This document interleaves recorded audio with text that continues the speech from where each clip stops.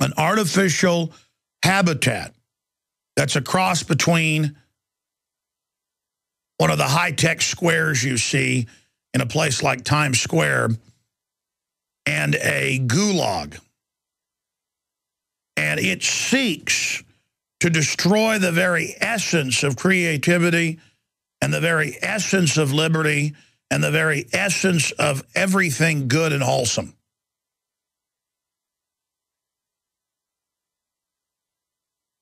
And it seeks to create instability and destruction and destabilization. All of the globalist policies being carried out in the Middle East to get the Shiites and the Sunnis killing each other. People say, oh, well, let the Arabs kill each other. That's how we'll dominate. We'll dominate? We don't dominate the Middle East. We pay with our money, with our blood, with our treasure, with our name, with our bad reputation. But we aren't getting any of the spoils of the Middle East, even if you wanted to be evil and feel like you were dominating something and taking something over. In fact, the globalists want to do to the Middle East and every other country and every other region and every other culture exactly what they're doing to us as well. I mean, you look at it, destroying the family by design on record. Adulterating and poisoning the food, the water, the air by design in all their major white papers. I'm looking at one over there on the counter. Eco-Science, written by the White House science czar. All of this is being done as a scorched earth policy to absolutely wreck society. So if you're an Army officer listening and you're engaged in PSYOPs, and you've got hundreds of people under you engaged in whisper campaigns and disinfo campaigns and false flags and all sorts of other events, you feel pretty powerful. You're seeing the power of your manipulation. But you yourself are in another compartment of a PSYOP itself. So you're living a delusion. You don't serve America. You serve the bankers, who themselves are eugenicists, who serve the devil himself. But I've already digressed. I will try to stay focused, write some notes during the break, because I wrote a bunch last night and then left them at home. Then I want to get into the nature of the New World Order and really put a call out to everybody serving it. Understand that you don't have a choice. You'll either be enslaved and destroyed by the globalists and used, or you'll fight back and join humanity. Alex Jones here with a great one. Yes, the streets are filled with people out there desperately trying to get jobs that'll actually put food on their family's table. The federal government is dissolving in many cities. The family unit itself is becoming a thing of the past.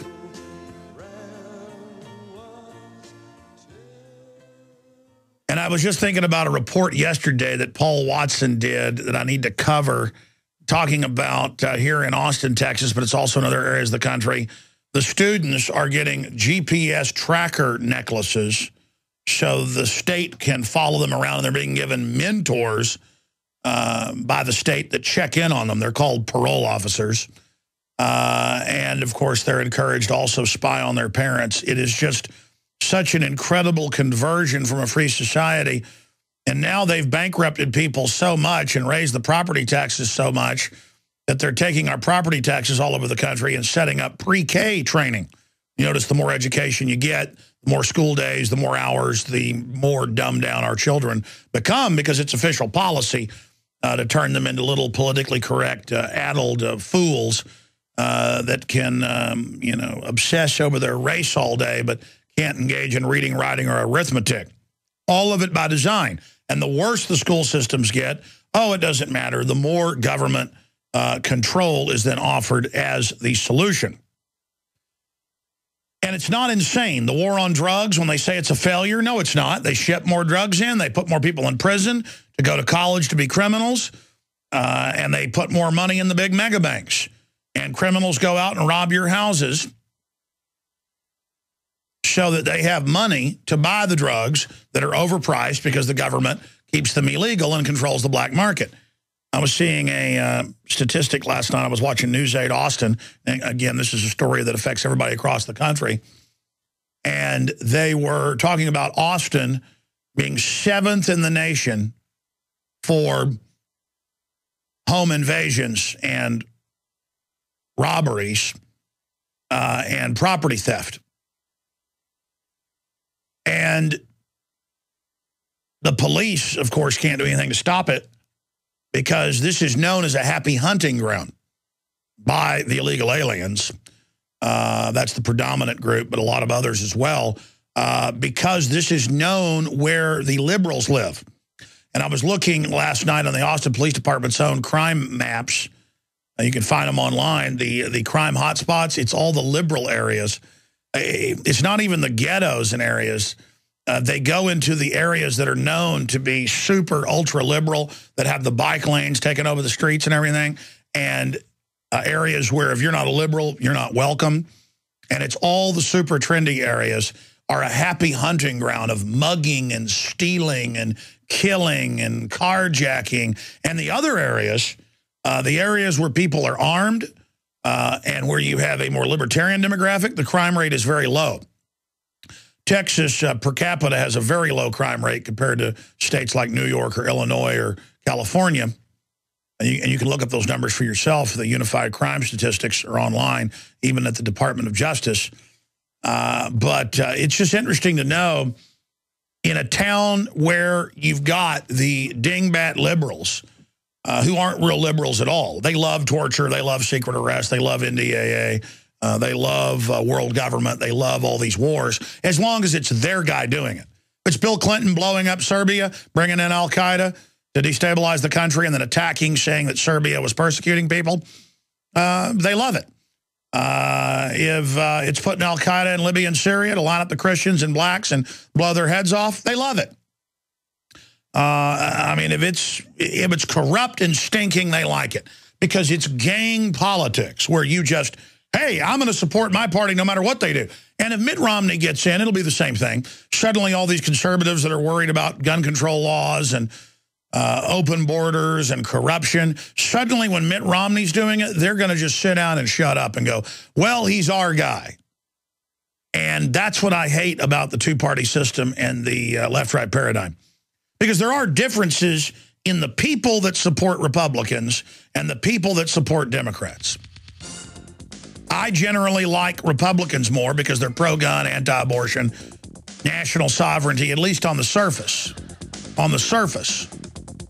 But when you get down to policy, it's the same deal, because it's the globalist. It's not the parties. The parties are just management teams for Slavery Incorporated. Now, when we come back, I have a challenge to Republicans and conservatives, but to Democrats alike. Stay with us. They live, we sleep. The globalists run the planet. They engineer the society. They decide what backdoor technology to build in to your cell phones, your dishwashers, your dryers, your computers, your thermostats. They decide what to backdoor engineer into the corn and soybeans and wheat and beets and hundreds of other staple vegetables that you eat. They decide what to add to your water under the name fluoride. They decide what to spray in your skies. They decide now 20 plus years ago to violate the Pentagon rule on not allowing troops to use depleted uranium in combat.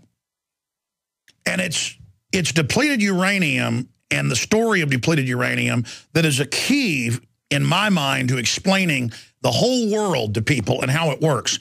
Because within that microcosm, you can expand out to the macro. And I've got a challenge here in just a moment for everybody. But the establishment knows how to condition us. They know the tricks that work best. They know how to divide and conquer. They know how to distract us. But if you get on the air and talk about just the news that's happening that day, it's interesting. It's informative, but only to a certain level, because if there's not the backdrop around it of understanding the philosophy of the people that run this globe, nothing is ever going to make sense in context. And we have no hope of ever changing the disastrous, nightmare, hell-bound course that humanity and the elite themselves are hurtling towards. Now, the story of DU, there are Army reports from 1947. We've had the guy that literally wrote the book, Dr. Doug Rockey, on about this many times, the whole history of DU. But by the late 40s, they had Lawrence Livermore Laboratories and others putting out reports saying we can use DU in munitions. It is the incredible battlefield weapon. It'll cut through all the armor of the enemy. Even troops with small arms can use it. It's the answer in Europe to the Soviets' superiority of armor, but it ignites in the barrel even if you jacket it in steel. And when it leaves the barrel of either a tank or a small arm, it ignites, and you get residue that's highly radioactive and poisonous, and in lab studies is killing the rats and creating kidney failure, lung cancer, adrenal failure, you name it. We cannot use it. And you can pull these reports up. We've had Dr. Rockey on going down through them. Now, this is how this works. Then I'll get into the news and the challenge. So they bought masses of this from the spent fuel rods from nuclear reactors, and they stockpiled it so there'd be a market for it so that the insiders could make money and control the economy. Because for them, making money is about dominating the economy. They use taxes against their competition to shut them down. They exempt themselves. It's all about consolidation. It's all about monopolies. But things changed in the ruling class. You see, first they said, we'll just stockpile it in case there's ever a war with the Russians, who the globalists were funding at the same time to create the enemy, create the crisis, so they'd have a pretext to build up a police state and a surveillance grid and spy satellites and all of this stuff so it could really be used against the people domestically. That's why the globalists created a bipolar or multipolar world, or the illusion of it, so that they could play the two off against each other geopolitically, when in the final equation they were arms of the same system. But finishing up with the DU point, because you see, normally when I'm covering just the regular news of the day, I'm not really even thinking about that news. I'm thinking about things like this, the big picture. And so the ruling class in the 40s, 50s, 60s, 70s, 80s, 90s, who were more than willing to shoot little kids up all over the world with live syphilis, or shoot them up with live cancer viruses, or